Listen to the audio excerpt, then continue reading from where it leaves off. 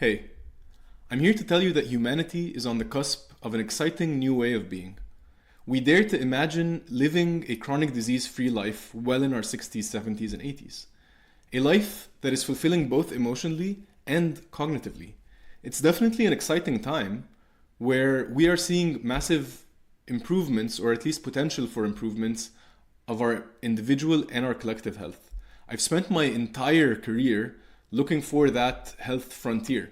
First as a doctor, and then as a clinical data scientist and a digital health strategist, and now as a functional medicine practitioner. While my career path has set me up to understand that human body, I truly received and was humbled by my education when my body stopped working and functioning as I expected to. Over the years of my medical and data careers, I developed first a crippling depression in my last year of medical school that required Prozac. I then had a terrible back pain that in my late 20s required me to inject my own hip with an analgesic to stop the pain. I had a flirtation with insulin resistance when I realized that my hemoglobin A1C was getting very close to pre-diabetes level in my early 30s. And today, I'm 35 and I thankfully live a life that is free from all three and their required medications. But make no mistake, there was no panacea, no silver bullet, no shortcuts. It continues to be a daily practice to keep these health icebergs from sinking my ship. My appetite for studying my own health and human behavior led me to address these issues in my late 20s and early 30s, rather than letting it continue to snowball into a health crisis. It would have been really easy to numb these experiences with medications until I had to go see a doctor in my 50s or my 60s. At which point, let's be real, the doctor is going to tell me to do all the things that I'm already doing now to take a more proactive stance towards these health demons, I call them. And today I want to present you with a process that you can follow to identify your own health problems before they become insurmountable. And I feel confident that you too can achieve this. This is what I want for you. But first, you must understand this, that if you neglect your health in your 30s, 40s, and 50s, no one will give it back to you in your 60s, 70s, and 80s. This could become possible with time and research into longevity drugs and precision medicine, but the technology hasn't really caught up yet, and I doubt that this will be available for you and I. Maybe our children, potentially our grandchildren, maybe the grandchildren of our grandchildren. No one knows. But if you do not take full ownership of your health right now, no healthcare technology, institution, or any amount of money is going to bring that back to you. Not your hospital, not your insurance, not your lab, and not your doctor. These entities care about your sickness, not your health. And you have to understand that, because that is what we train them for. That is why most doctors are leaving medicine now, just like I did 10 years ago. It is not an industry that leads with health, not even for its own employees. We built it to prevent death. And it only does that effectively after we have contracted chronic diseases, which then becomes a huge hassle to manage with only lifestyle medications. And then you resort to medications which are great to control your disease but not to eradicate it or reverse it. And that is why many people spend their last few decades of their life, post-retirement, living as patients rather than humans who are enjoying the life that they've created. So you can't avoid death, but you should spend your whole life trying to avoid the hospital at any cost. You gotta understand that deeply, because quite frankly, I don't think anyone should care about your health more than you or your loved ones. But over the past century, we've collectively exchanged our well-being with the glory of work. We hear adages like, "I will sleep when I'm dead." It's a travesty, and people are leaving their jobs to prioritize their health. We realize now that our health is the true North Star. I'm here to invite you to wake up and join us and participate in this new way of taking care of your own health. I want you to enjoy the life that you've built.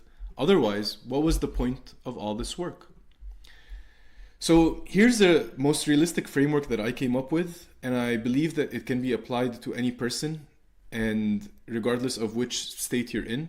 And I want to present you with those three crucial components that I define health through right now. There are three components that complement each other. And the first one is by far the one that's most underrated and underutilized and often misunderstood, which is inner work, emotional regulation, and vision.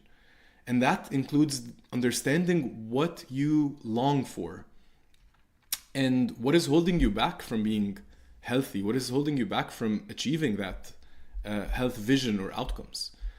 Number two are habits and practices. What health and care system do you need to put in place for long-term gains that do not depend on motivation alone? Because motivation and discipline also turns out have been proven to be overrated, meaning that there are better ways to create habits than relying on motivation alone, which is short-lived despite it being very effective.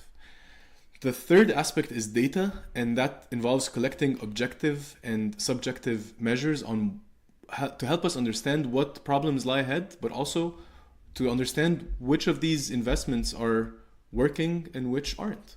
So by iterating through these three elements, you will gain immense clarity on what you want for yourself, and you'll start improving daily. By studying your own body, emotions, and habits, you can stop sacrificing your health to satisfy others. And this is your responsibility. You have to start now.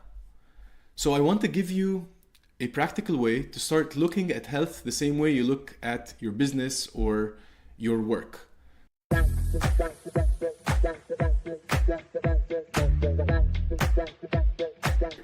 Health requires daily tactics, and these tactics require strategy, and strategy requires vision. And a clear vision requires deep inner work that often includes looking at traumas from our childhood and really going back to parts of us that have been stuck in time, preventing us or thinking that we are not worthy of the health outcomes that we want. There are many ways to do that, and I will delve into them and break this down in detail on my next video and blog, but here is a simple exercise that you can do right now to get started. So if you have a pen and paper, now is a great time to start taking some notes or start writing down what comes up for you when I ask you the following questions. And if not, just pause the video, bring a pen and paper, come back. All right, I hope you did that. Number one is to create a list. Think of all the people that you admire and what exactly you admire about how they take care of their health. These are the people in your life, the people that you follow, and just start thinking of this list of things. Mine, for instance, is having a healthy back, a life free of depression, type 2 diabetes, a life free of type 2 diabetes, that is. And visualize it to make it tangible. So you really need a strong visual that will help you root that vision into practice. So mine is that I love writing fiction, and I imagine myself sitting at a desk when I'm an 80-year-old man, writing and signing a book, and that would require me to have both my cognitive abilities and also be able to move and walk around easily. And I love taking walks, so I would love to be able to do that too. And to achieve that, I need to not be bedridden in a hospital with depression or a disease, right? So then you need to write the statement, starting with I am a commitment to. And that is something that we do in somatics therapy. And my statement is that I am a commitment to staying healthy and creative for as long as possible, right? And then you need to put that statement somewhere visible. Like I actually have this written down by my desk, and it's a gentle reminder that when I'm working or writing for too long, I need to remember that this is my commitment to take a break, go for a walk, eat healthy food. This step requires you to know yourself really well, and digging deeper really takes some effort, but the rewards are immense. Your ability to regulate your emotions will pay off for the rest of your life. So start learning that now.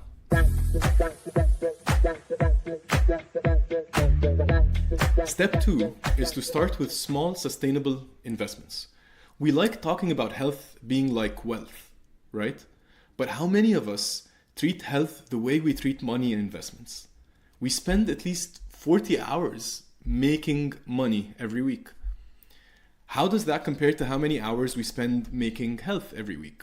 Do you ever check the ROI for your health investments? Do you check your labs the same way that you look at your bank account? So to figure out what investments you need to make, you'll want to map out your vision from step one into a second layer of key focus areas. So that could be depression management, for instance, diabetes prevention, avoiding hypertension, and then specific actions that are proven to help you work on these key focus areas, such as meditate every day, HIIT exercise, take a walk, stop eating sugar.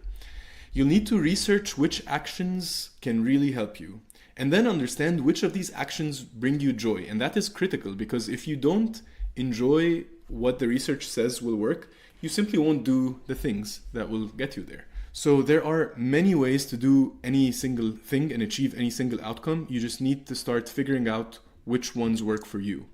And then I recommend that you start small and go long. And this is really key, which is to remember that you're building for the rest of your life. So meet yourself where you're at. If you want to run, start with a 10-minute HIIT exercise. If you want to lift at the gym and you haven't been doing that for a while, start with 5 to 10 push-ups per day. You'll get stronger, much stronger than if you're doing 0. If you want to go to a Vipassana retreat, start with 15 to 30 minutes of meditation. So the important thing is to be reasonable, like figure out where you are at and meet yourself there. And then find a method of accountability that works for you. Jerry Seinfeld used to talk about that a lot, in the way that he built a comedy career was to write a joke every single day, and he'd mark a calendar that he had printed with an X, so that he would start seeing this chain. And that concept of a streak is really motivating for us as human beings. My friend Gabe Charbonneau, who I'm super grateful for, introduced me to this HabitShare app, which helps you track that in a really simple way and also share it with friends. If you ever get on HabitShare, just let me know and I'll tell you how to find me, because it's a really fun and engaging way to continue using this accountability to feed this positive feedback loop. And ultimately you also want to reward yourself. So when I'm done with my morning routine, I usually get a cup of coffee and write for an hour, and that is really enjoyable for me, right? But I don't reward myself by smoking a cigarette or eating a piece of chocolate.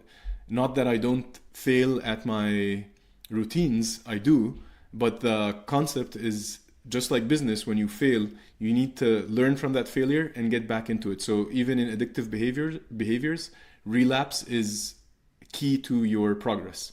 The only problem is that people use their motivation to get into starting to do these actions, and then with the first failure we forget that iteration is the name of the game.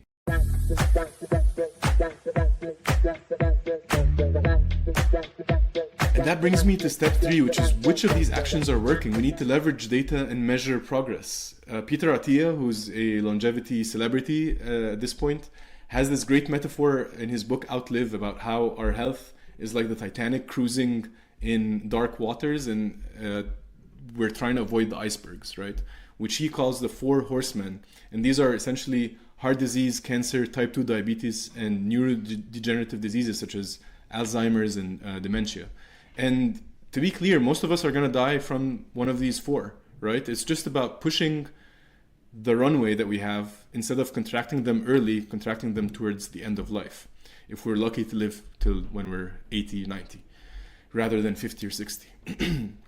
And the time to really do that is now, when you have your health. So if you're in your 30s or 40s or 50s, the time to start is right now. If you're in your 20s, maybe come back later, you can afford that. But 30s and 40s, that's the exact time where we need to start doing these investments. And with data, we can start identifying what is working and what is not. So with biomarkers, with lab tests, and with genetics, these can take you very far in understanding what you're up against. And the problem with labs is that they give you a healthy range, but they don't give you an optimal range.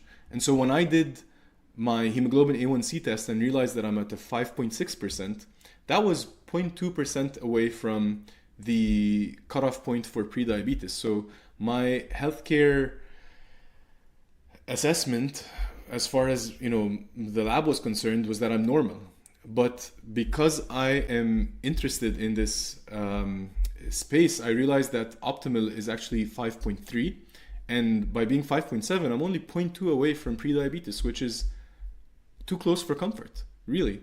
And so if I did not understand that, I would have never known that I needed to do lifestyle changes, which I now have been able to bring it below 5 for the past few measures, which I'm really proud of. And also, it's something that I need to continue working on. So now getting the lab is also really motivating for me to continue doing the things that I know my body needs right now.